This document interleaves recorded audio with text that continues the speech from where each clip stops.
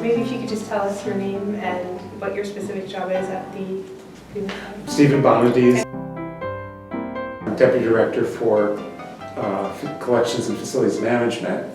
And in this position, what I say is I pretty much oversee the back half of the house, including conservation, registration, exhibition design and production, image resources, buildings and ground security, and IT.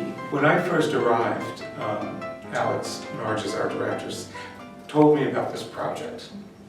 And at this point, the room had already been deinstalled in the museum in the city of New York. So it had all been crated or boxed up, and it was in 50 million pieces, essentially. The first thing we did is went up to New York to actually have them open up some of the crates. It was stored in a warehouse at that point. Have them open up some of the crates so that we could inspect and get a sense of the condition.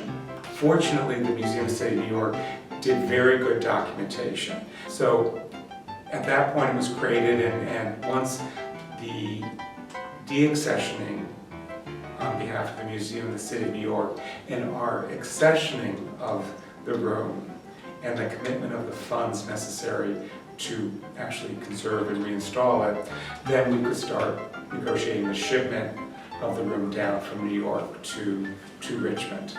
In preparation for reinstalling the room, all the wallpaper, all the wall coverings, all the encrusta had to be both cleaned and repaired because there were holes and missing sections. We also had to clean the ceiling. The ceiling is actually canvas, painted canvas, that was deinstalled from the City Museum in New York and was just black with soot. And so that had to be cleaned before that was reinstalled. Pretty much everything in the room is original except for the ceiling and some of the molding at the upper portion of the room.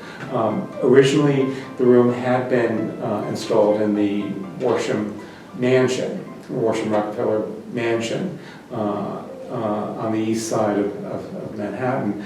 And when it was deinstalled, some of the elements where it was painted directly on plaster or formed out of plaster could not be disassembled and relocated. So those are those were done in the early part of the 1930s, I think, is when it was transferred from the original site to the City Museum in New York.